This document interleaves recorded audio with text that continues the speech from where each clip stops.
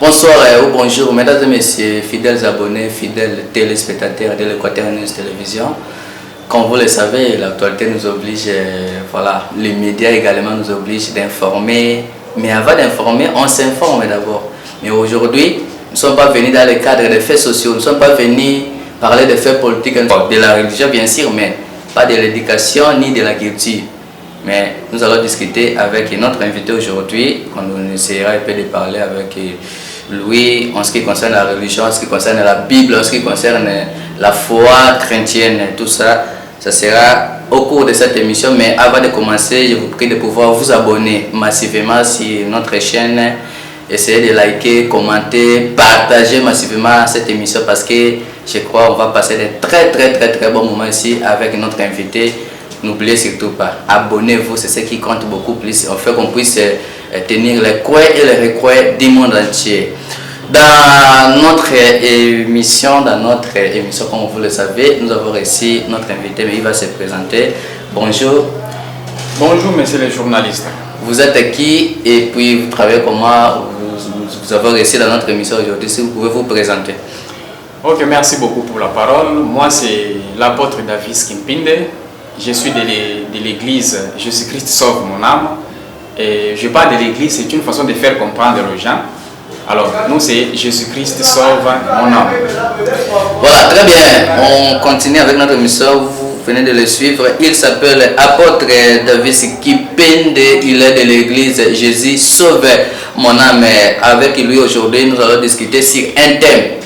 Et nous mettons déjà une garde-fou. Si vous avez un débat, vous voulez contredire ce que l'apôtre va dire aujourd'hui, le droit de réponse est bel et bien sur notre média. Vous pouvez passer, vous allez nous appeler sur les numéros qui sont bel et bien affichés ci-dessous.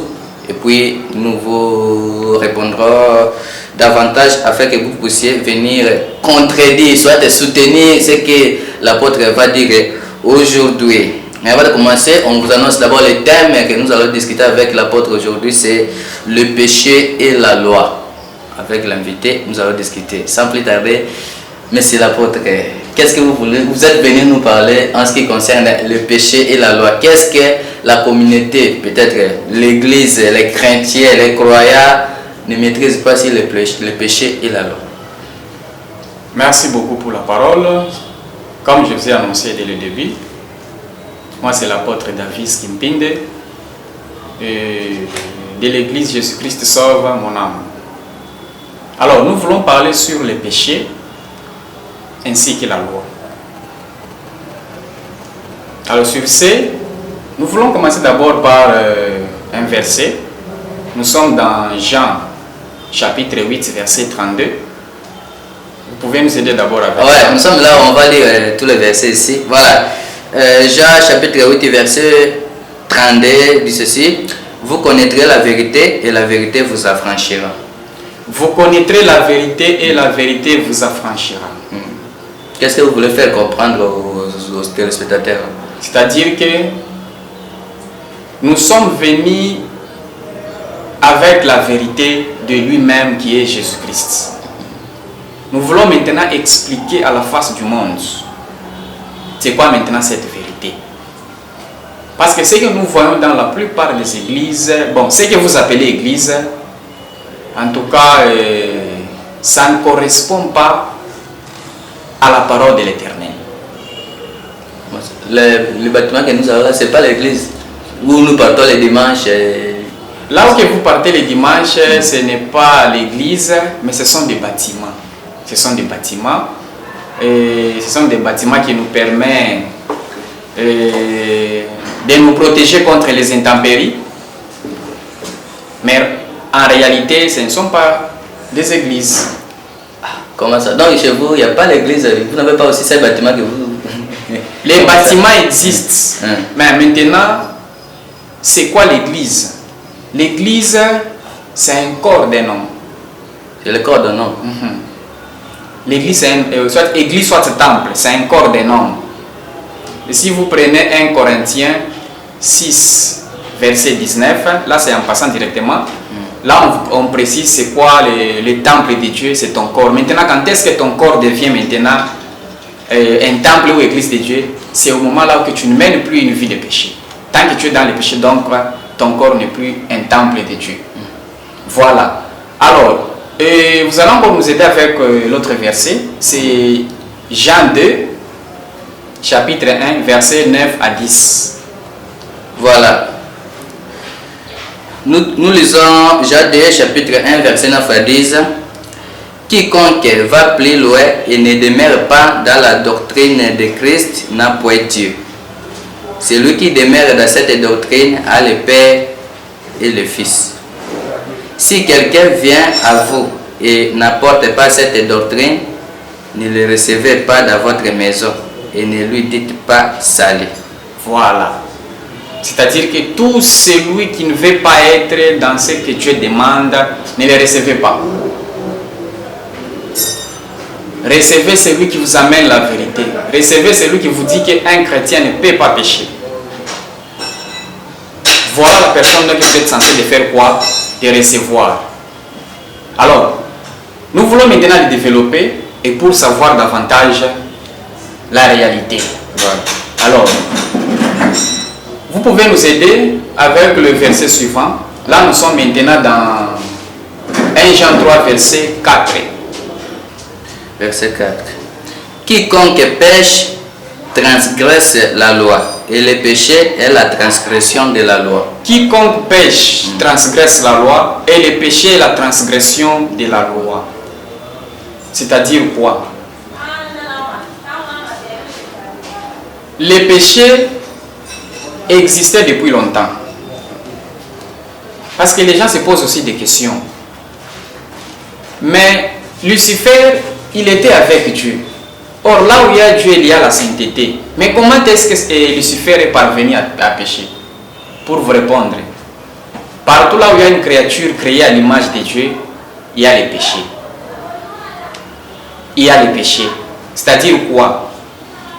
Le péché existe où les péchés vivent grâce à la loi. C'est grâce à la loi que les péchés vivent. Donc le péché et la loi se ressemblent, ça te marche ensemble. Donc là où il y a les péchés, ça dit qu'il y a la loi. Là où il y a la loi, il y a les péchés. Donc c'est la loi qui donne vie au péché. Exemple, on peut vous dire ceci, monsieur le journaliste Joël, faites 2 pas en arrière, mais vous faites un pas en arrière.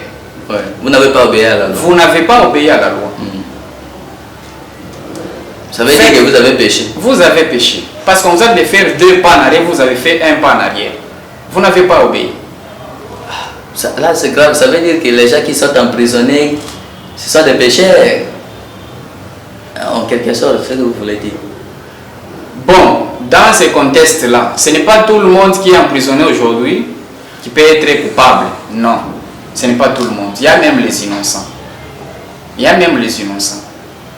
Il y a même les innocents. Alors, moi, je voulais juste donner un exemple.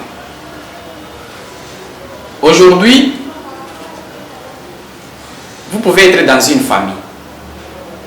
Une famille composée de 5 enfants. Chaque jour, chaque nuit, les enfants peuvent sortir et rentrer à n'importe quelle heure. Mais le papa se réveille un bon matin et puis il vous dit que désormais, à partir de demain, je ne vais plus voir un enfant quitter la maison dès qu'il sonne 15 heures juste, jusqu'à 18 heures juste. Mais si cet enfant-là s'est déplacé de 11 heures à 12 heures, est-ce qu'il a transgressé la loi? Non. L'enfant n'a pas transgressé la loi. S'il s'est déplacé de 12 heures à 14 heures, l'enfant a transgressé la loi? Non. La loi, c'est à partir de 15 heures juste jusqu'à 18 heures juste. Maintenant, l'intervalle là, si l'enfant a osé de quitter, automatiquement ça devient un péché. Donc l'enfant a transgressé la loi. Ouais, l'enfant n'a pas obéi. L'enfant n'a pas obéi à ce que son père lui a dit. Donc il a péché. Il a péché parce qu'il a transgressé la loi. Mais quand vous dites ça, ça veut dire que tout le monde pêche. Tout le monde ne pêche pas. Tout celui qui pêche, c'est celui qui t'a. Donc ce n'est pas tout le monde qui pêche, mais celui qui pêche est du diable. Ou Ou celui qui paie, c'est celui qui transgresse la loi? Ah, là c'est compliqué un peu. Si vous voulez un peu expliquer davantage là. Comme on nous a dit, le péché et la transgression de la loi. Le verset dit ceci. Okay. Là, nous sommes sur 1 Jean, chapitre 3, verset 4. Quiconque pêche transgresse la loi. Et le péché est la transgression de la loi. Le péché est la transgression de la loi. Ça signifie encore quoi? Obéir aux lois données. Refuser d'obéir. Donc, refuser de rester dans ce qu'on vous a donné comme limite. C'est ce qu'on appelle transgression de la loi. Donc, vous devez être ici à 20h juste. Mais toi, tu te présentes à 21h. Tu as transgressé. Donc, celui qui a fermé la porte a complètement raison parce qu'il t'a dit d'être là à 20h. Toi, tu t'es présenté à 21h. Donc là, c'est difficile pour le monde entier. Nous qui n'obéissons pas, voilà, aux lois, donc nous sommes des pécheurs. Oui, ça, c'est l'apôtre ce qu'il le dit. Il est de l'église Jésus sauve mon âme. Et là, si vous avez à contredire, si vous avez peut-être à paraphraser, vous avez quelque chose à mettre de la lumière là-dessus, vraiment, les numéros sont là, il faut toujours passer parce que c'est la Bible. Et peut-être chacun interprète de sa manière, mais je crois, nous avons les Jean 8, 32 ici, on doit parler, vous connaissez la vérité vous en franchira. Donc, ce qu'il dit, peut-être il est sûr, il a le verset biblique. Et toi aussi, si vous avez aussi vos sous-bassements, si vous voulez venir exhiber avec les preuves ici, vous pouvez toujours passer. Sans plus tarder, on continue. Le thème, c'est le péché et la loi.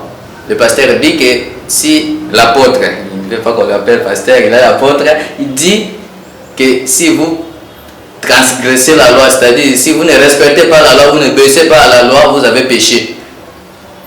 Et là, nous ici, on conclut que nous, peut-être que la majorité, c'est 92% dans le monde entier, des hommes sur la terre n'obéissent pas à la loi. Ça veut dire que nous sommes des pécheurs. Là, c'est selon l'apôtre, comme il a dit. Mais si vous avez quelque chose à contredire, vous pouvez toujours passer. Et puis, on revient encore chez le pasteur. S'il y a encore quelque chose. Ah, ok. Vous avez dit que selon moi. Non, ce n'est pas selon moi, selon les Écritures saintes. Donc, tout celui qui transgresse la loi pêche. Et le péché est la transgression de la loi. Alors, vous allez encore nous aider avec le verset suivant. Vous allez nous aider avec le verset suivant. Là, vous pouvez nous aider avec Romains 7, de 7 jusqu'à 10. Voilà, Romains chapitre 7, verset 7 à 10. Que dirons-nous donc? La loi est-elle péché? La loi est-elle péché? Loin de là. Non. Mais je n'ai connu le péché que par la loi. Je n'ai connu le péché que par la loi. Car je n'aurais pas connu la convoitise si la loi n'y dit, tu ne convoiteras point. Voilà.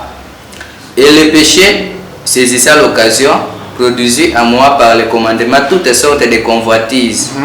Car sans loi, le péché est mort. Ok. Pour moi, étant autrefois sans loi, je vivais. Okay. Mais quand le commandement vint, le péché reprit et moi je mourrai. Ok, vous pouvez maintenant reprendre. Je vais maintenant expliquer. Vous pouvez maintenant recommencer dès le début. Je recommence. Ok. Voilà.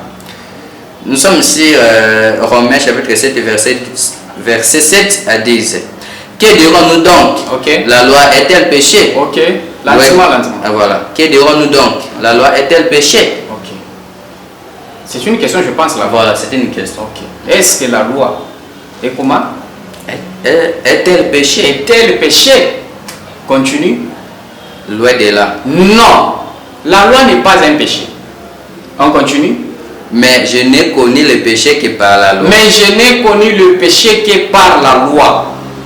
Au début, tout le monde pouvait rentrer à la maison 21h, 22h, 23h. Et papa ne pouvait gronder aucun enfant. Voilà. Mais aujourd'hui, papa nous dit que désormais, à partir de demain, tout celui qui rentre à la maison à partir de 21h trouvera la porte fermée. Automatiquement, c'est la loi qui vient de naître. Donc tout celui qui viendra en dehors de 21h transgresse la loi. Reprends encore la partie là. Que dirons-nous donc? La loi est-elle péché? Ok. Loi de là. Ok. Mais je n'ai connu le péché que par la loi. Je n'ai connu le péché que par la loi.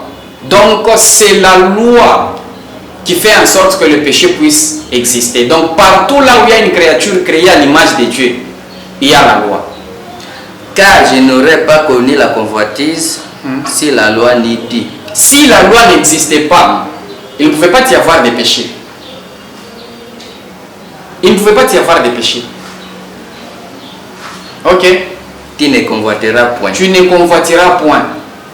Mais si tu parviens à faire quoi? Faire ça, automatiquement tu pêches. Et les péchés, c'est ça l'occasion. Ok. Produisit à moi par les commandements toutes sortes de convoitises. Voilà. Au début, quand la loi n'existait pas, tout le monde pouvait faire. Tout. Mais les péchés, ce n'est pas dire que comme il n'y a pas la loi, le péché n'existe pas. Non, non. Les péchés existent, sauf que c'est les mêmes péchés, la manque de la force. Le péché existe, mais c'est le péché qui manque la force dans son corps. Alors, pour que le péché là puisse prendre la force, pour que la force entre dans le péché, il faut qu'il y ait une loi. C'est ce qu'on dit là. Voilà. Ok. Car sans loi, le péché est mort. Sans loi, le péché est mort. Sans loi, le péché ne peut pas vivre. Sans loi, le péché ne peut pas vivre. Mais ça marche comment avec disons quoi, les commandements? Les commandements où on a pris à la Bible, ne faites pas ceci, ne faites pas cela, ne faites pas cela. Comment ça marche avec les lois que nous sommes régis ici, par exemple la Constitution, tout ça, tout ça. Est-ce que la loi là, c'est les 10 commandements, ou soit vraiment les lois où nous sommes régis maintenant dans le pays, dans les institutions, tout ça? La loi reste la loi, quelle que soit dans la Bible, tout comme dans le pays, tout comme dans une famille. Il y a des lois. C'est toutes les couches. Il y a toujours des lois. Parce que si vous voulez que votre maison puisse fonctionner très bien, vous êtes censé de mettre la loi là. Donc ce n'est pas pour rien que dans une maison, nous trouvons papa ainsi que maman. Donc chacun a son rôle. On continue. Ok. Pour moi, étant autrefois sans loi, je vivais. Ok. Autrefois, sans loi, je vivais. C'est-à-dire que je n'avais pas de limites. Je pouvais sortir, rentrer n'importe quelle heure. Papa ne pouvait pas me gronder. Maman n'allait pas faire du n'importe quoi sur moi. Parce qu'il n'y avait pas la loi. Je pouvais faire tout ce que je veux. Parce qu'il n'y avait pas de la loi. Ok. Mais quand le commandement vint, le péché reprit vie et moi je mourus. Quand le commandement vint, le péché reprit vie. C'est-à-dire qu'une fois que Dieu a dit, tu ne convoiteras point, automatiquement le péché prend la force et commence maintenant à rôder tout autour de l'homme pour lui dire que vas-y seulement, ça ne fera rien. Et même si tu tressais les cheveux, ce n'est pas un problème. Et même si tu te maquillais, ce n'est pas un problème. Et même si tu mettais des collants, ce n'est pas un problème. Et même si tu faisais tout ça, donc ce n'est pas un problème. Tu vois. Et même si les autres pasteurs qui laissent leurs femmes, qui laissent les femmes tresser les cheveux, des boucles d'oreilles, se maquiller. Donc c'est le diable qui leur dit que non, ce n'est pas un problème. Tresser les cheveux, se maquiller, c'est un péché. C'est un très grand péché. Comment ça? C'est un très grand péché. Mais on voit dans toutes les églises. Ce n'est pas dans toutes les églises. Au moins dans les églises du diable. Là, c'est un petit peu touchant. Au moins dans les églises du diable. C'est là que nous trouvons les femmes tressées. C'est là que nous trouvons les femmes mettre les boucles d'oreilles, des mini-jupes. Donc là que la femme peut mettre même la jupe, le vêtement de l'intérieur complètement dessiné. Vous pouvez appeler ça église. C'est impossible. Donc, partout là où vous voyez des femmes tressées, les femmes priaient sans toutefois voiler leur tête. C'est pour le diable. Et le pasteur là, c'est un faux pasteur. Un faux pasteur? Comment ça? Mais c'est un serviteur de Dieu. Ce n'est pas un serviteur de Dieu. Ce n'est pas tout le monde qui cite le nom de Christ qui est venu de Christ. Non. Tu peux citer le nom de Christ, mais tu n'es pas de Christ.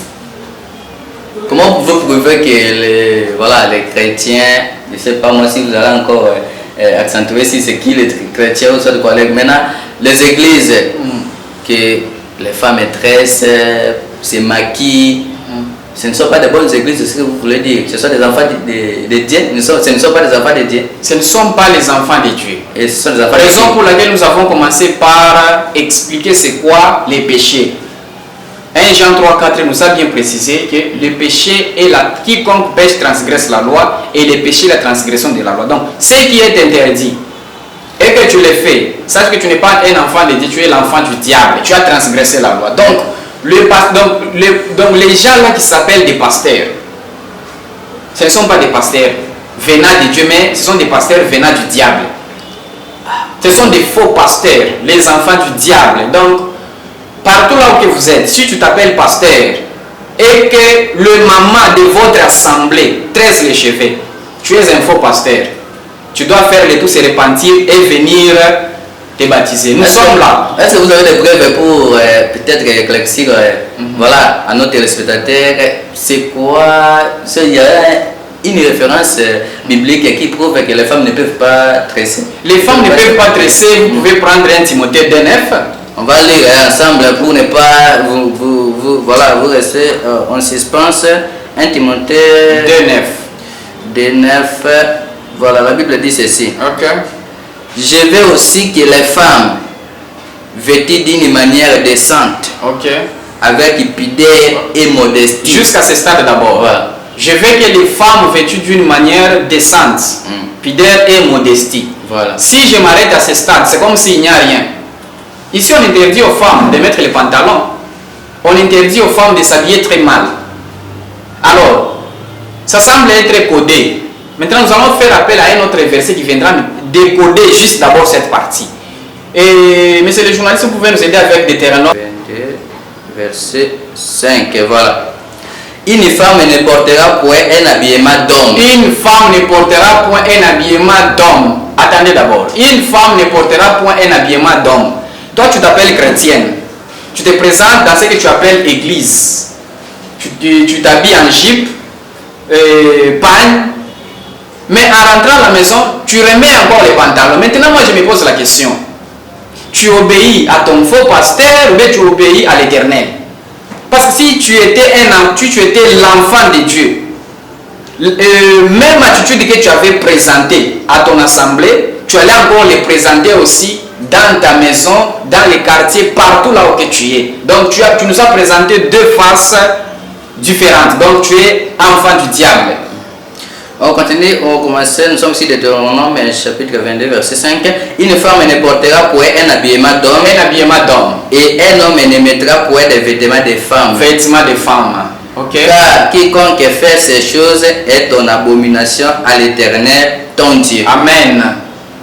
C'est ce qu'on appelle transgression de la loi. Donc, toutes les femmes là, dans leur quartier, maison, qui mettent des collants, des pantalons, mais ils font semblant dans leur temple pour mettre des jupes, des pans, ce sont des enfants du diable. Vous êtes les faux fidèles. Et ceux-là qui vous encadrent, ce sont des faux pasteurs. Rendez-vous dans les tourments. Là, c'est grave. Nous étions dans 1 Timothée 2, 9. On continue avec notre verset. Je veux aussi que les femmes vêtues d'une manière décente, avec pudeur et modestie, ne séparent ni de tresses, ni d'or. Attendez d'abord. Ne séparent ni de tresses. Les tresses commencent par les tresses naturelles. Commence par les tresses naturelles. En train de monter maintenant, il y a maintenant des cabellos, des mèches, tout ça. Tresses naturelles. Donc, si vous voyez d'abord la femme du pasteur ayant des cheveux tressés, c'est un faux pasteur. Ah, un faux pasteur. Même l'enfant du pasteur qui tresse. Si vous voyez seulement l'enfant du pasteur qui tresse, c'est un faux pasteur. N'allez ni à gauche ni à droite. Nous avons commencé par expliquer c'est quoi les péchés. Les péchés, c'est la transgression de la loi. Tout celui qui refuse d'obéir, donc, transgresse la loi. Mais il y a aussi des femmes pasteurs, n'est-ce pas? Et elles tressent aussi, s'il faut dire. Les femmes pasteurs n'existent pas. Comment ça? Mais elles existent bel et bien. Il y a d'autres qui disent, par exemple, moi je suis un apôtre. Je ne sais pas si c'est par manque de savoir. Les autres vont commencer à appeler ma femme, je ne sais pas, maman apôtre. Ça ne peut pas se faire. Si toi tu es pasteur, on ne peut jamais appeler ta femme pasteur, maman pasteur. C'est la femme du pasteur. Si elle s'appelle maman Olga, c'est maman Olga, point barre. Mais on dit, je crois, si c'est pas toujours la Bible ou soit en français, on dit la femme portera le nom de son mari s'ils sont bel et bien mariés, légitimement, s'il faut dire. La femme doit porter le nom de son mari. Porter le nom de son mari? Non, non. Ce n'est pas porter le nom de son mari, ce n'est pas porter la gloire de Dieu. Ce n'est pas porter le ministère venant de Dieu. Non, non. Donc il y a aussi une petite confusion là-dessus. Elle peut prendre plutôt le nom, comme moi je suis Joël Botefeli, on peut l'appeler Maman Botefeli. Oui, oui. Mais comme je suis journaliste, on ne peut pas l'appeler Maman journaliste. Comment ça? On va l'appeler Maman journaliste comment? On va l'appeler comment? Maman journaliste comment? Elle fait quoi? Elle a fait quoi? Donc les femmes ne peuvent pas être pasteurs. Les femmes, nous allons y arriver à ce point-là. Une femme ne peut pas tresser. Une fille ne peut pas tresser. Bien aimé, partout là où vous voyez les femmes tresser, les pasteurs là c'est un faux pasteur. Il est là pour vous bouffer de l'argent. Et puis dans ces genres d'église, bon, ce que vous appelez église, ce sont des bâtiments. Dans ces genres de bâtiments, le fidèle souffre. Parce qu'on les impose des souffrances. Parce qu'il y a plusieurs paniers d'offrandes. On les impose.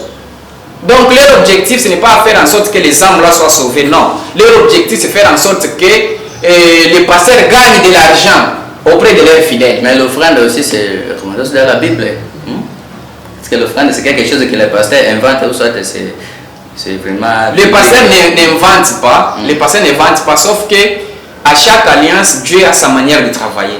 L'ancienne alliance était caractérisée par les dîmes et des offrandes. Il fallait qu'il y ait ça pour que tes péchés soient pardonnés. Mais nous sommes dans la nouvelle alliance. Dans notre nouvelle alliance, nous avons notre méthode de travailler avec les Tout-Puissants. Nous avons notre méthode. Donc, parmi nos méthodes, pour que nos péchés soient pardonnés, premièrement, tu dois recevoir Christ comme Seigneur et Sauveur. 1. 2. Le 2 mais que tu as là, tu tiens le commandement. 3. Le commandement qui est entre tes mains là, tu le mets en pratique. 4. Tu restes maintenant attaché avec celui qui est appelé par Christ. Voilà les 4 points qui vont te permettre d'y accéder dans les lieux de repos. Voilà les conditions qui sont données dans la nouvelle alliance. Là, je crois que ça sera notre thème. On continue avec le verset. Nous sommes sur 1 Timothée chapitre 2 verset 9. Nous avons dit, je veux aussi que les femmes, vêtues d'une manière décente, avec pudeur et modestie, ne séparent ni de tresses, ni d'or, ni de perles, ni d'habits somptueux. Ni d'habits somptueux. L'ensemble des boucles, des bijoux, tout ça. Maintenant, pour bien encore comprendre ces versets, nous allons prendre maintenant la version Lingala. Aide-nous avec la version Lingala. On va chercher. Aide-nous avec la version Lingala. Nous sommes ici 1 Timothée 1 Timothée 2, 9. 1 Timothée 2, 9. Voilà. Commencez avec le français. Puis voilà, le français, on doit lire que les femmes aussi se parent d'un vêtement honnête avec pudeur et modestie. Non point avec des tresses, ni de l'or, ni des perles, ni des habillements somptueux. Au Lingala, on dit ceci. Nalingi pe ete basi balataka na ndenge oyo ebongi. Ok. Oyo ekoki te kobetisa bato mabaku. Mpe na ndenge ya lolendo te. Bakangisa suki te. Bakangisa suki te. Je peux encore conseiller aux autres. Si vous lisez la Bible, si vous vous rendez compte que le français vous complique, essayez un peu de recourir à votre langue maternelle, soit paternelle. Ça va vous aider. Bakangisa suki te. Donc, toute église, j'appelle l'église pour vous faire comprendre, il faut pasteur. Parce que dans la nouvelle alliance, il est strictement interdit pour une femme de tresser. Raison pour laquelle j'ai voulu qu'on puisse lire même en version Lingala. Ok. On continue. Bakanga suki te mpe balata te ezala biloko ya wolo. Des choses comme des mayaka, tout ça. Mayaka to bilamba ya talo makasi. Voilà. Donc les gens qui portent, voilà, il a sa veste de exemple, je vais donner l'exemple. Un papa qui travaille quelque part, il touche comme salaire $20. Son salaire est de $20. Mais ce papa-là cherche à payer quelque chose qui coûte, tu peux dire quoi, même $100. mais l'argent que tu touches ne correspond pas à ce que tu voulais payer. C'est aussi un péché. Tu es parti envier ce qui n'est pas à ton niveau. Même s'il s'agit de s'habiller, tu dois t'habiller selon ton niveau. Ok. Selon ton niveau. Ok, on peut continuer. On revient en français. Et la Bible sanctuaire. Là, nous étions sur 1 Timothée chapitre 2, verset 9. Ok. On continue avec Romains. Voilà. On continue avec Romains. C'était Romains 7. Romains 7, verset 7 à 10. On reprend toujours là-bas. Voilà. Que dirons-nous donc? Ok. La loi est-elle péché? La loi est-elle péché? Loin de là. Loin de là. Non. Voilà. Mais je n'ai connu le péché que par la loi. Je n'ai connu le péché que par la loi. C'est après avoir été interdit que le péché maintenant prend la vie et il commence maintenant à rôder tout autour de moi, de me pousser maintenant à aller faire ce qui a été interdit. Car je n'aurais pas connu la convoitise si la loi n'est dit. Si la loi n'existait pas, l'homme là ne pouvait pas pécher. Comme la loi vient d'être mise en place, raison pour laquelle telle personne a péché, c'est-à-dire que tel que nous sommes ici, et même si la sainteté venait remplir là où que nous sommes, c'est que vous devez savoir qu'il y aura toujours les péchés. Pourquoi? Parce que devant l'homme, il y a une loi. Partout là où il y a la loi, vous devez savoir qu'il y a les péchés. Voilà. Tu ne convoiteras point. Tu ne convoiteras point. Même intérieurement. Tu peux penser, donc tu peux commencer même à imaginer intérieurement que moi je vais gifler telle personne. Mais devant Dieu, tu as déjà exécuté.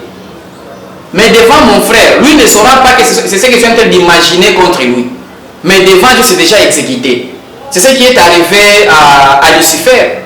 Il s'apprêtait intérieurement. Il voulait monter au ciel, prendre la place de Dieu, donc s'égaler à Dieu, être au même pied que Dieu. Or, parmi le loi des anges, c'est de ne pas oser de s'égaler à Dieu, ni prendre sa place, ni être comme lui. C'était parmi leurs péchés, raison pour laquelle Lucifer aussi, malgré en étant dans un endroit qui est très saint, il est parvenu à pécher. Pourquoi? Parce que devant les anges aussi, il y a des lois. Voilà, donc toute l'assemblée que vous voyez, les femmes 13, les pasteurs là c'est un faux pasteur, les fidèles ce sont des faux fidèles, et l'assemblée là c'est un faux assemblée. Rendez-vous dans les tourments. Voilà, on continue. Et les péchés, saisissant l'occasion. Ok, les péchés saisissant l'occasion. Produisit en moi. Ok. Par les commandements, toutes sortes de convoitises. Toutes sortes de convoitises pour commencer maintenant à te pousser. Ah, est-ce que tresser c'est un péché? Ah, est-ce que se maquiller c'est un péché? Ah, est-ce que commettre l'adultère c'est un péché? Tu vois déjà. Il commence maintenant à venir te pousser, à t'encourager à faire ça. Raison pour laquelle vous entendez certains passages qui disent que sur cette terre il n'y a pas de saints, nous tous nous sommes des pécheurs. C'est faux. Si vous entendez seulement un pasteur qui dit ça, on est vivant négiste. C'est ça. Aucun vivant négiste. Non, ils lisent très mal les Écritures. Et maintenant, nous allons vous aider. Fini avec vos mensonges. Nous allons maintenant mettre les choses au clair. Nous devons maintenant montrer les chemins, comme nous avons dit au début. Celui qui vient avec la doctrine de Christ va vous présenter la vérité. Donc, vous connaîtrez la vérité et la vérité vous affranchira. Car sans loi, le péché est mort. Sans la loi, le péché est mort. Mais le péché existait, le péché était encore par terre. Et ces péchés-là manquaient la force. Il fallait qu'il y ait la loi pour que ces péchés-là puissent prendre la vie.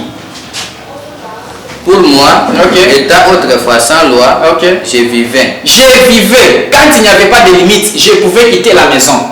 Je rentre même à 0 heure. Parce qu'il n'y a pas la loi. Il n'y a pas de limite. Ok.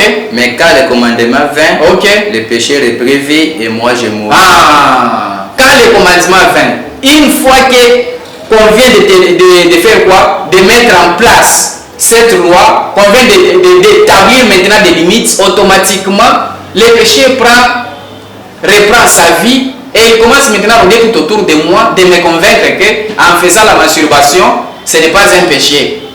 seulement aller vers des prostituées, les gens de la scène de la nuit, malgré on ne les paye pas, ce sont des agents de la scène de la nuit. Même vous qui ne partez pas là-bas, vous aussi vous êtes aussi des prostituées. Pas seulement être agent de la scène de la nuit, même vous, si tu n'es pas marié, tant que tu fais ces histoires-là, ça veut dire que tu es prostituée, tu es impudique, enfant du diable. Donc si quelqu'un meurt, c'est-à-dire il a péché. Quand on pêche, on meurt. Quand on pêche, on meurt. Mais on voit dans les églises, quand quelqu'un meurt, on amène quoi, son cadavre à l'église pour la cérémonie, la dernière messe. Merci beaucoup. Prenez Marc chapitre 12, verset 27. Nous allons lire Marc 12, verset 27. Verset 27. Voilà, la Bible dit ceci. Ok. Dieu n'est pas Dieu des morts. Dieu n'est pas Dieu des morts, mais des vivants. Mais des vivants. Reprenez encore. Dieu n'est pas Dieu des morts. Dieu n'est pas Dieu des morts, mais des vivants. Mais des vivants. J'explique. Vous êtes grandement dans l'erreur. Vous êtes grandement dans l'erreur. Dieu n'est pas Dieu des morts. Cette mort-là est scindée en deux parties. Première partie des morts, c'est la personne qui est encore en vie, mais cette personne mène une vie de péché. Quoique cette personne respire, elle est morte. Parce qu'après avoir quitté la terre, c'est les tourments qui la patientent.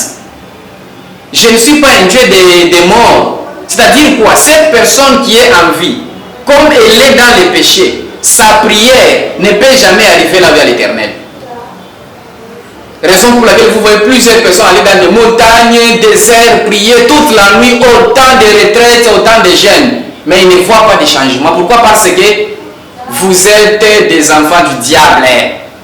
Ah, des enfants du diable, comment? Mais nous sommes tous des enfants de Dieu. Parce que vous êtes déjà morts. Tout celui qui est dans les péchés est mort, quoi qu'il respire. Donc je ne suis pas un Dieu des morts. Raison pour laquelle la même personne là, qui menait une vie de péché, après elle quitte la terre, tout droit vers les tourments. Maintenant, dans les tourments là que la personne sera, et même si elle appelait comment le Tout-Puissant, il ne viendra pas. Et même s'il appelait comment Jésus-Christ, Christ ne viendra pas. Pourquoi? Parce que Dieu n'est pas un Dieu des morts, mais il est des vivants. Ok, maintenant les vivants là, les vivants c'est un homme qui mène une vie sans péché. Donc je peux être là vivant, je mène une vie sans péché. C'est-à-dire quoi? Tout ce que j'ai besoin, je vais demander à Dieu, il va m'écouter. Pourquoi? Parce que j'ai une vie, j'ai besoin de vivre. Je suis dans l'obéissance. Donc il n'y a pas la raison que Dieu peut avancer pour ne pas me donner ce que je demande. Il m'a dit, vas-y à droite. David, vas-y à droite. Je pars à droite. Il m'a dit, fais 2 pas en arrière. Je fais 2 pas en arrière. Fais 3 pas en arrière. Je fais 3 pas en arrière. Maintenant, je fais tout ce qu'il dit. À mon tour, quand il s'agit de demander, est-ce qu'il va refuser? Il ne peut pas refuser. Donc je suis vivant, je suis dans ce que lui demande. Après avoir quitté encore la terre, comme j'étais toujours dans sa présence, le repos me patiente encore. Je continue encore à vivre en étant en repos. Je ne suis pas un Dieu des morts mais des vivants. Attendez, il y a parmi des bâtiments, il y a parmi donc les bâtiments, des assemblées, là où ils célèbrent, ils appellent ça culte des morts, messe des morts. Tout là où que vous voyez en train de célébrer messe des morts, culte des morts, ce n'est pas pour Dieu, c'est pour le diable. Et si vous voyez ce genre d'acte dans tel, je ne sais pas, église, bâtiment, fouillez là-bas, vous êtes en danger. Comment ça? Parce que pas cibler le Seigneur qui puisse accompagner les chrétiens, voilà, celui qui a servi l'Éternel, mais on ne peut pas lui accompagner pour ça. S'il était chrétien, après avoir, si une fois que tu quittes la terre, ton esprit ne peut pas rester là où tu es. Ton esprit sera acheminé par les chérubins, soit les séraphins. On t'amène directement. Cette grâce-là, c'est un corps. C'est un corps. Mais sauf que ce corps ici sera protégé. Pourquoi? Parce que toi aussi, tu as protégé les temples de Dieu quand tu étais sur terre. Le corps, c'est un temple. Au moment que tu menais une vie sans péché, tu étais en train de conserver son temple. Après avoir quitté la terre et une fois enterré, Dieu maintenant va déléguer ses anges qui viendront maintenant sécuriser ton corps jusqu'à ce que le corps va se décomposer et disparaître. Je donne l'exemple de Moïse. Dieu est descendu pour enterrer Moïse. Après le départ de Dieu, Satan est venu vite récupérer le corps de Moïse. Qu'est-ce qui s'est passé? Il a trouvé sur place qui? Michael. Michael était là pour protéger le corps. C'est-à-dire que tout celui qui meurt dans la sainteté, même au cimetière, même à la morgue, son corps est protégé. Parce qu'à la morgue, là-bas, il y a beaucoup de choses qui se passent. Vous êtes à la maison, les satanistes passent par là de temps en temps. Si toi tu craignais Dieu dans sa présence, et même si un sataniste s'est présenté comme à la morgue, ton corps est censé de disparaître. Au cimetière aussi, ils viendront encore protéger ça. Maintenant, toi qui étais dans une vie de péché, ton corps ne sera jamais protégé. Raison pour laquelle vous entendez, oh, il y a un corps qui est disparu à la morgue. Ceci, cela. Donc tout ça, ça signifie que ces gens-là, ce sont des pécheurs. Okay. On finit le verset, c'était Romains chapitre 7 verset 7 à 10. On prédise, ainsi le commandement qui conduit à la vie se trouva pour moi conduire à la mort. Voilà le chemin que Dieu t'a montré. Mon enfant, si tu veux venir là où que je suis, si tu veux entendre ma voix, si tu veux voir ma main dans ta vie, voici ce que tu dois faire pour me rencontrer. Toi-même, tu te dis non, je ne ferai pas ce que tu dis, Seigneur. Moi, je fais autre chose. Reprenez encore. Car, voilà. Ainsi, le commandement qui conduit à la vie se trouva pour moi conduire à la mort. Le fait que tu refuses de ne pas appliquer ce qui est demandé par Christ, automatiquement, le même commandement là t'amène maintenant vers la mort. Voilà, fidèles auditeurs, on poursuit avec notre émission. Nous sommes avec l'apôtre Davis Kipinde de l'église. Davis Kipinde. Voilà, Davis Kipinde de l'église Jésus-Christ sauve mon âme. Tout ce qu'il dit ici, c'est pas moi, si c'est vrai pour c'est la parole. Bon, c'est la parole de Dieu. Il l'a démontré ici. Il continue, il nous exhibe avec le verset biblique. Ce ne sont pas ces allocutions venant de sa propre bouche, non. On lit avec la Bible ici. Si vous avez à contredire, il faut toujours passer la numéro sur là, il faut appeler. Il faut laisser des commentaires. Hein? Si vous avez des questions, il faut poser et je crois que le pasteur sera tout à fait disponible pour vous répondre. On poursuit avec notre émission. Le thème c'est le péché et la loi. Le pasteur, l'apôtre plutôt, a essayé de nous donner quelques versets ici, exhibant voilà, la ressemblance qui existe entre le péché et la loi. Nous avons lu 1 Jean chapitre 3, verset 4. On vient encore de lire le Romains chapitre 7, verset 7 à 10. Je ne sais pas le passé. Si vous avez encore autre chose à ajouter. Oui, on continue. Le thème, là on prend maintenant, parce que nous sommes toujours dans le péché et la loi. Voilà. Nous voulons prendre, je vais prendre deux exemples. Le premier exemple, là où il n'y a pas la loi, et le deuxième exemple, là où il y a la loi. On commence avec Genèse, chapitre 1, de 29 jusqu'à 30. On va prendre Genèse, chapitre 1, verset 29 à 30. La Bible dit ceci. Et Dieu dit, voici, je vous donne toute herbe portant de la semence et qui est à la surface de toute la terre. Je vous donne tout. Et tout arbre ayant en lui 10 fruits d'arbre et portant de la semence, ce sera votre nourriture. Donc ici, le verset manque la loi. Ici, il n'y a pas la loi. Ici, Dieu dit que je vous donne tout. Mangez tout. Ça, c'est dans l'Ancien Testament. Oui, nous avons pris l'exemple de l'Ancienne Alliance pour faire comprendre. Ok. On continue. On continue avec 30. Et à tout animal de la terre, mangez tout. À tout oiseau du ciel, mangez. Et à tout ce qui se met sur la terre, ayant en soi un souffle de vie, je donne toute herbe verte pour nourriture. Et cela fit ainsi. Et si, pour vous dire que Dieu donne tout. Ici, le deux verset que je viens de donner là, c'est pour prouver qu'ici il n'y a pas la loi. Dieu donne l'autorisation de manger tout. Prenez tout. Alors nous allons prendre maintenant un autre verset. Nous sommes dans Genèse 2. Voilà, on va prendre Genèse 2. De 16 à 17. Voilà, de 16 à 17. La Bible nous dit quoi? La Bible nous dit, l'Éternel Dieu donna cet ordre à l'homme. L'Éternel Dieu donna cet ordre à l'homme. tu pourras manger de tous les arbres du jardin. Ok. Mais tu ne mangeras pas de l'arbre de la connaissance du bien et du mal. Là maintenant c'est la loi. Ici maintenant c'est la loi. Tu ne mangeras pas. Ici la loi vient de prendre, le péché vient de prendre vie. Or le premier verset dans Genèse 1, de 30 et de 29 à 30, voilà. Là il n'y avait pas la loi. Mais le péché existait, était encore par terre, parce qu'il n'y avait pas la loi. Maintenant ici on nous dit qu'on peut encore reprendre.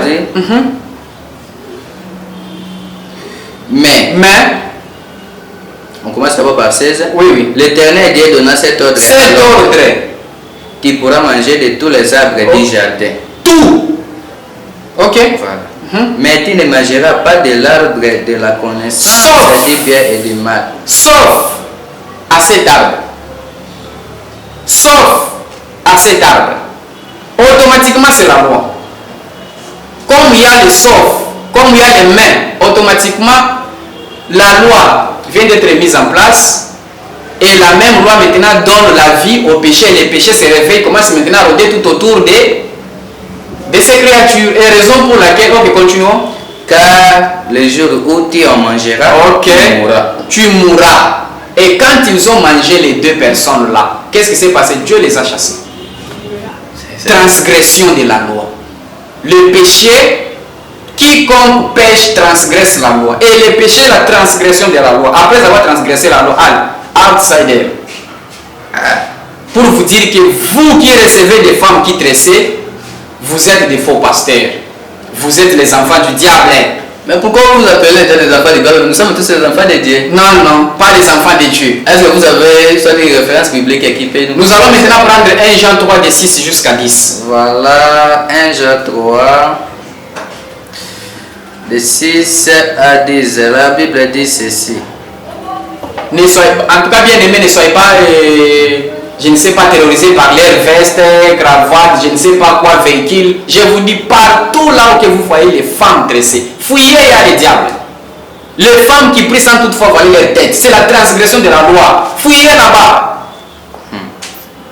Voilà, je lis d'abord parce que vous êtes des faux pasteurs. Répandez-vous, nous sommes là, en tout cas, nous sommes là, nous allons vous aider. Venez chez nous, Jésus-Christ sauve mon âme. Nous sommes ici 1 Jean 3 verset 6. Quiconque demeure en lui ne pêche point. Quiconque demeure en lui ne pêche point. Si lui demeure dans toi, tu ne peux pas pécher. Comme tu pêches, sache qu'il n'est pas dans toi. Quiconque pêche ne l'a pas vu, ne l'a pas connu. Ne l'a pas vu, ne l'a pas connu. C'est-à-dire que dans sa vie, il a refusé de recevoir les commandements de Dieu. Donc si vous péchez, c'est-à-dire vous n'êtes pas l'enfant de Dieu. Vous n'êtes pas enfant de Dieu, vous avez transgressé la loi. Vous êtes enfant du diable. Vous voyez, pourquoi vos pasteurs ne vous disent pas que vous êtes les enfants du diable? Parce qu'eux sont des enfants du diable. Leur objectif, ce n'est pas pour que vos âmes soient sauvées. Leur objectif, c'est faire en sorte que tout ce que vous avez comme argent, vous le déposez. Et les faux pasteurs vous considèrent, vous les faux fidèles, étant des entreprises. Raison pour laquelle tu peux entrer à faire des mini-jeeps, et même si tu faisais tomber le mouchoir, tu as des difficultés pour ramasser. Tu vas t'incliner comment? Raison pour laquelle vous finissez par faire de l'impudicité. Ils vous enferment dans leur bureau. La plupart des bureaux des faux pasteurs, il n'y a que des lits. Voilà, on continue. Ok.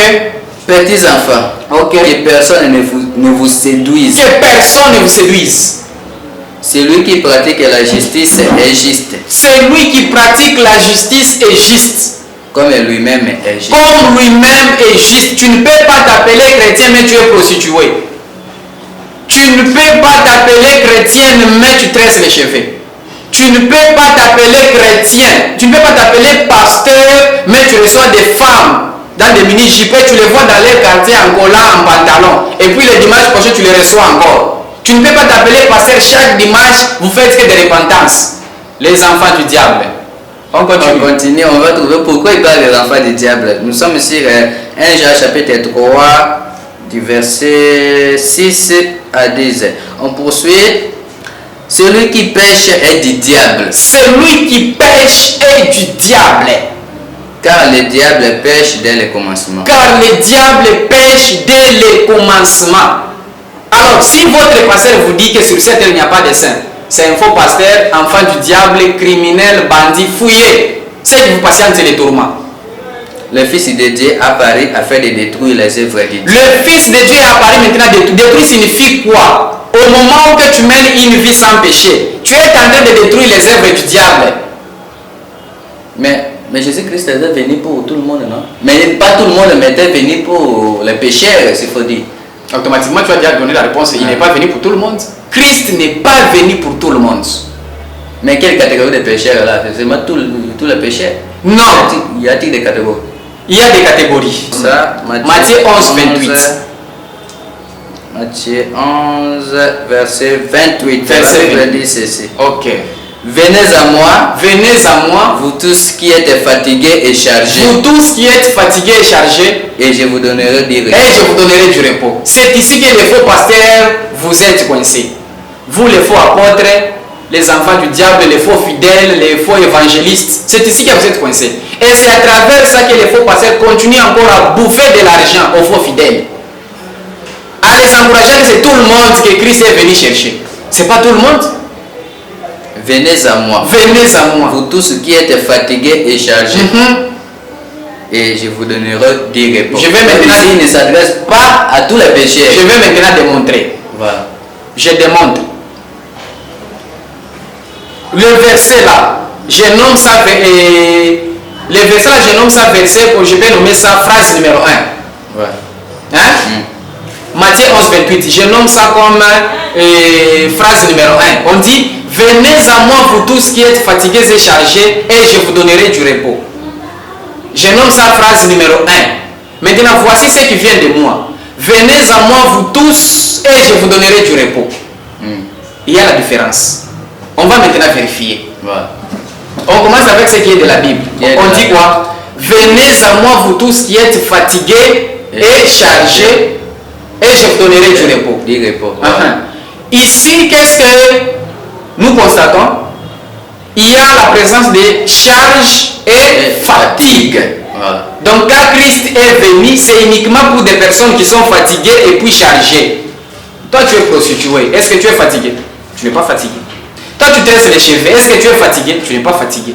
Toi tu es impudique, est-ce que tu es fatigué? Masturbateur, menteur, voleur, tribaliste, raciste, tu n'es pas fatigué. Tu n'es pas fatigué. Donc il n'est pas venu pour toi. Donc pour toi la charge, donc tu ne sens pas la charge. Donc chez toi il n'y a pas la charge. Il n'est pas venu pour tout le monde. Non. Il est venu pour des personnes qui sont fatiguées et puis chargées. J'explique maintenant ce qui me concerne. Voilà. C'est venez à moi vous tous et je vous donnerai du repos. Ici maintenant c'est le général.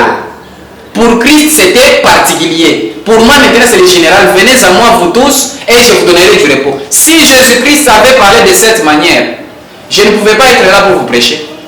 Parce que c'est tout le monde qui allait partir. C'est tout le monde. Donc la phrase qui vient de moi, c'est une phrase qui est générale.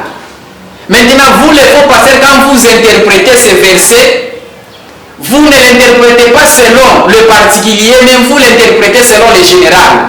Vous êtes les faux pasteurs. Remettez l'argent d'autrui, cessez de convaincre aux faux fidèles que c'est en donnant de l'argent qu'ils seront pardonnés ou sauvés. C'est faux. Dans la votre église, on ne donne pas les offrandes. L'offrande, on donne. L'offrande, on donne, mais ce n'est pas l'objectif.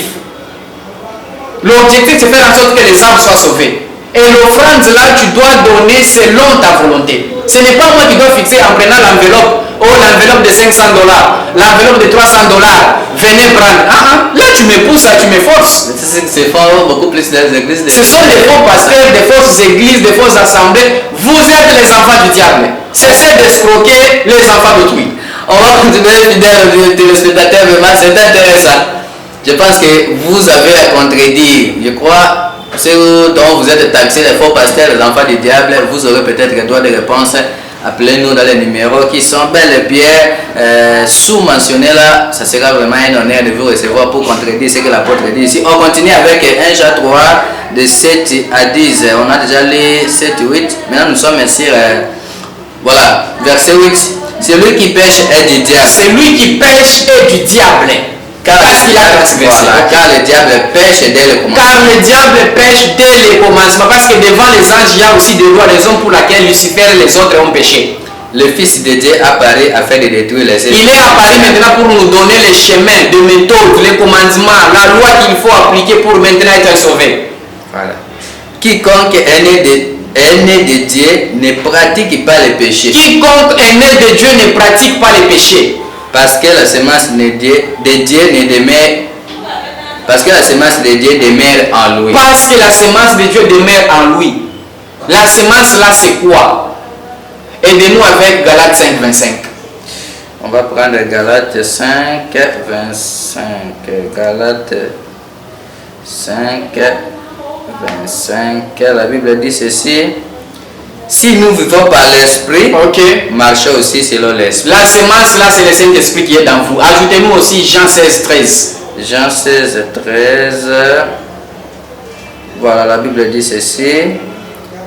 Quand le consolateur sera venu, l'Esprit de vérité, il vous conduira dans toute la vérité. Il vous conduira dans toute la vérité. Le Saint-Esprit qui est dans vous ne peut jamais vous pousser à aller commencer à voler des gens de l'argent. Non, non. L'Esprit Saint qui est dans vous ne peut jamais vous pousser à se masturber.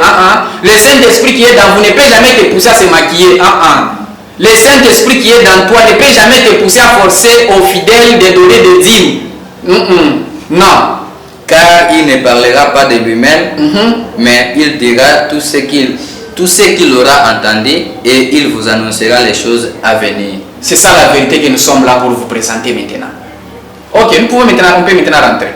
Donc la semence qui est dans nous, c'est le Saint-Esprit. Je vais encore expliquer là-bas. Ça signifie quoi? Tel que nous sommes ici, tel que nous sommes là, chacun a un trône dans sa vie. Papa journaliste, dans ta vie, il y a un trône. Les trônes là, d'autres appellent ça étoile. Le trône de ta vie là, c'est un trône qui est censé être occupé par un esprit supérieur. Malgré c'est ton trône, toi tu n'as pas le pouvoir d'aller s'asseoir sur ton trône. C'est un esprit supérieur qui viendra s'asseoir sur ton trône. Cet esprit supérieur là viendra soit de la lumière appelée Saint-Esprit, soit l'esprit là viendra des ténèbres appelé qui? Les diables.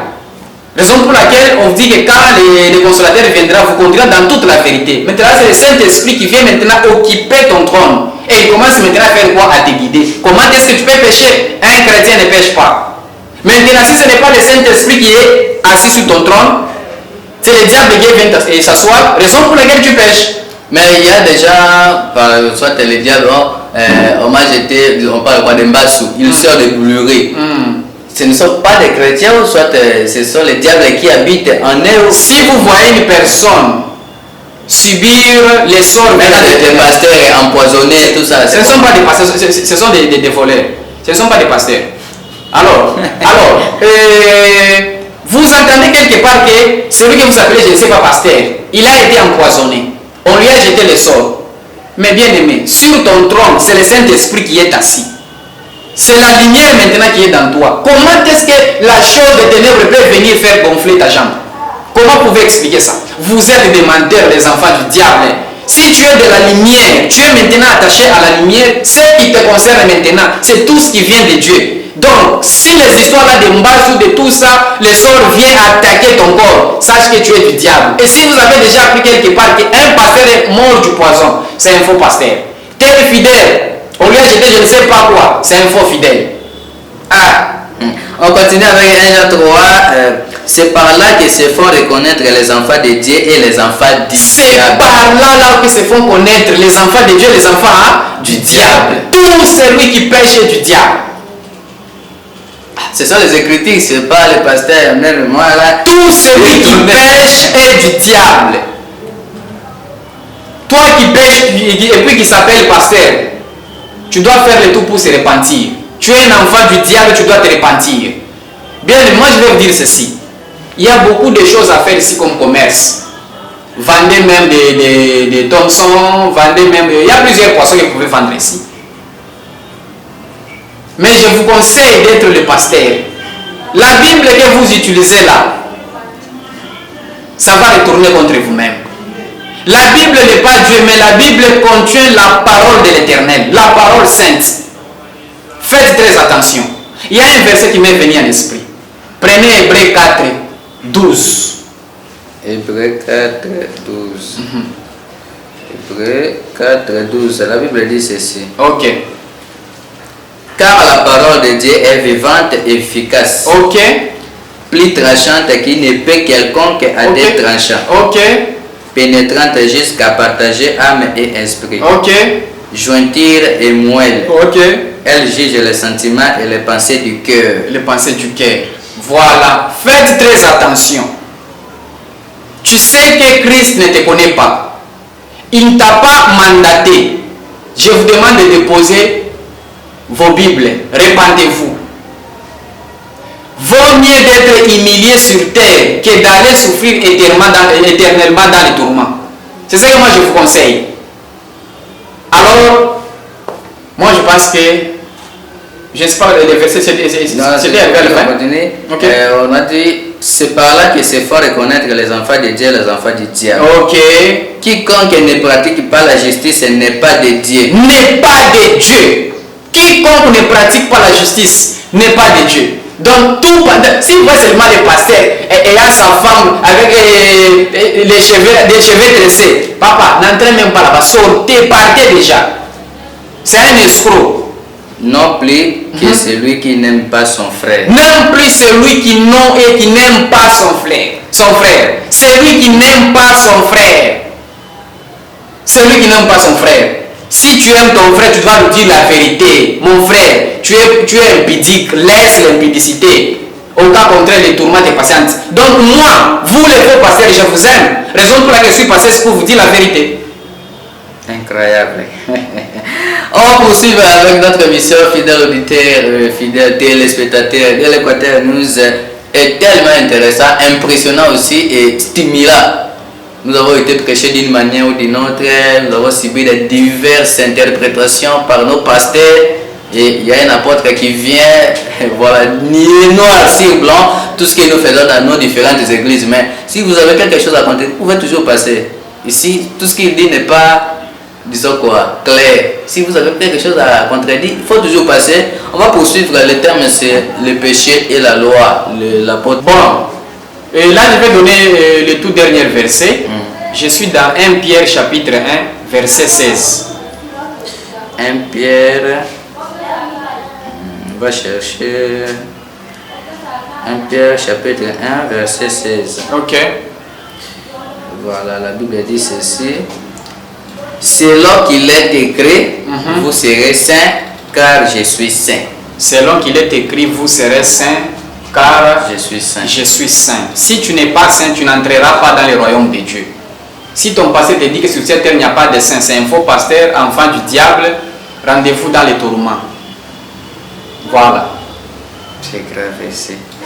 Je crois, en dehors de ça, on aura encore un autre verset pour exhiber les propos, soit paraphraser notre thème d'aujourd'hui, le péché et la loi. Bon, s'il s'agit encore d'ajouter, je pourrais encore prendre 1 Jean, chapitre 1, de 5 jusqu'à 7. 1 Jean, chapitre 1, de 5 à 7. Voilà. La Bible dit ceci. La nouvelle que nous avons apprise de lui et que nous vous annonçons, c'est que Dieu est lumière. Dieu est lumière. Et qu'il n'y a point en lui de ténèbres. Il n'y a point en lui de ténèbres. Si tu dis que je reçois Christ comme Seigneur et Sauveur, dans toi c'est la lumière maintenant. Okay. Si nous disons que nous sommes en communion avec lui. Si nous disons que nous sommes en communion avec lui. Et que nous marchions dans les ténèbres, nous mentons. Voilà. Comment est-ce que tu peux t'appeler chrétien, mais tu es menteur? Comment est-ce que tu peux t'appeler chrétien, mais tu es adultère? Comment est-ce que tu peux t'appeler chrétien, mais tu es ivrogne? Et nous ne pratiquons pas la vérité. Et nous ne parvenons pas à pratiquer la vérité. Ok.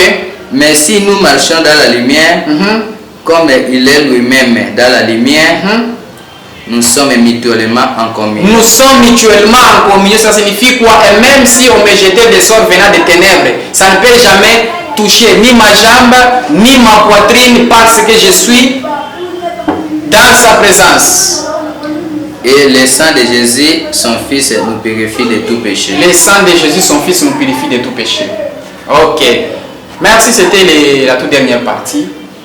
Je crois, fidèles auditeurs et auditrices, nous sommes arrivés au terme. On reviendra avec d'autres thèmes qui vous sera bien proposés. C'est tellement impressionnant de recevoir notre apôtre qui s'appelle le fils qui peine de l'église de Jésus-Christ, sauve mon âme. Voilà, on a été avec lui, on a passé de très bons moments et puis nous allons vous laisser là-dessus, mais un nouveau prière de pouvoir vous abonner, de partager afin de sauver les âmes.